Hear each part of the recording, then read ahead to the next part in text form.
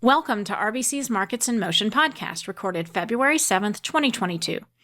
I'm Lori Calvasina, Head of U.S. Equity Strategy at RBC Capital Markets. Please listen to the end of this podcast for important disclaimers. Today in the podcast, we run through our main takeaways on 4Q reporting season so far, with over half of S&P results in as of Friday. 4 big things you need to know. First, the earnings resiliency we've been highlighting did solidify over the past week, supporting the market. Second, early sector standouts include tech, energy, and healthcare. Third, our quantitative transcript review suggests confidence has slipped a little, along with demand and margin views. Fourth, our manual review of earnings call transcripts, i.e. our reading, has kept us vigilant on the consumer, but we're not panicked. If you'd like to hear more, here's another 5 minutes. While you're waiting, a quick reminder that you can subscribe to this podcast on all major third-party platforms. Now the details. Let's start with takeaway number 1.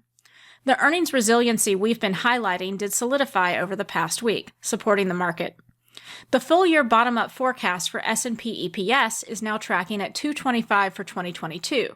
That's up $1 from a week ago and mid-January's reading. Meanwhile, 2023 is tracking at $2.48, or up $2 from mid-January's reading and $1 from a week ago. 2021 EPS has also moved up to $2.09. Meanwhile, the rate of upward EPS estimate revisions, current year and next year combined, is tracking at 56% over the past 4 weeks. What that means is that recently we've actually been seeing slightly more positive than negative earnings revisions. Additionally, for reporting season as a whole, we've been pointing out that stock price reactions haven't been that great. 47% of S&P companies that have reported through Friday have seen their share prices fall 1% or more in the one-day trading session immediately post-results. Now, that doesn't sound so great, but what's interesting is that this stat has actually continued to improve. 2 weeks ago, it was tracking at 63%, and a week ago, it was tracking at 53%. Moving on to takeaway number 2. Early sector standouts include tech, energy, and healthcare in a positive way. Classic tech, which excludes internet names, has been the best sector in terms of stock price reactions to earnings so far. At a little more than 50%, it's the sector with the highest percentage of companies with their stock prices up 1% or more immediately post-earnings. Separately, on 2022 EPS growth forecasts in percentage terms, expectations have improved for energy, materials, healthcare, and tech, while deteriorating for consumer discretionary, communication services, financials, and utilities. Using a slightly different lens, the rate of upward EPS estimate revisions and sales revisions, financials, REITs, and energy, and to a lesser degree tech and healthcare, have been outranking the other major sectors. There's been more revision momentum in these areas. Overall, the positioning trades still feel a little messy to us right now. But across all of the metrics I just mentioned, tech, energy, and healthcare seem to be the ones propping up the market right now and are looking the best. Moving on to takeaway number 3. Our quantitative transcript review suggests confidence among corporates has slipped a little, along with demand and margin views. In addition to reading through as many S&P 500 earnings call transcripts as we can, we've started to use Bloomberg's transcript analyzer tool to get an objective read on the trends and some of the hot topics of the past few reporting seasons.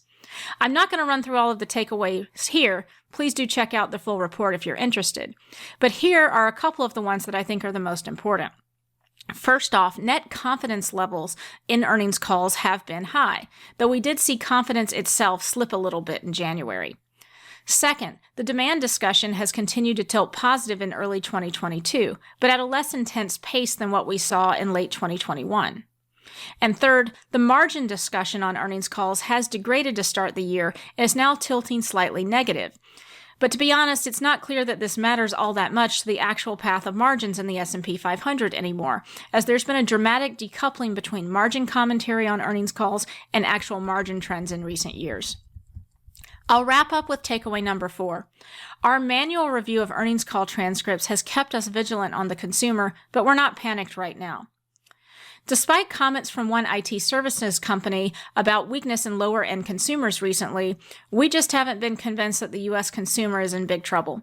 To be sure, a few companies have talked about keeping a close eye on the consumer, particularly the lower end, and have noted how difficult it's become to predict the consumer recovery. But we've seen more discussion highlighting how strong the consumer is overall, and have been more struck by how confident some of the airlines and cruise lines have been about the recovery in bookings that they either expect to happen or in some cases have actually already started to see. Along with tech and healthcare, consumer companies will be more in focus in the next few weeks in the earnings results that come out, and hopefully we're going to get more color on what actually is going on here, particularly on the lower end. In terms of some of the other themes we've gleaned from reporting season, many companies across multiple sectors expect 2022 to be a year that's continually getting better. Some have made this assertion on margins, others on Omicron, others on costs, and some on entirely different challenges. But we think this whole idea of starting out weak and getting better as the year progresses is already embedded in consensus expectations. If you look at bottom-up EPS growth expectations, they're in the 5 to 6% range in the quarters for the first half of the year, but are moving up to 8 to 12% in the second half. A final theme to mention, while discussion about interest rates and the Feds has been a little more prevalent in recent earnings calls, we're not seeing alarm about it. Most companies are saying that it's not having much of an impact, and they don't expect it to derail favorable trends that they've been seeing. That's all for now. Thanks for listening, and be sure to check out our sister podcast, RBC's Industries in Motion, for deeper dives on specific sectors from RBC's team of equity analysts. This content is based on information available at the time it was recorded and is for informational purposes only. It is not an offer to buy or sell or a solicitation, and no recommendations are implied. It is outside the scope of this communication to consider whether it is suitable for you and your financial objectives.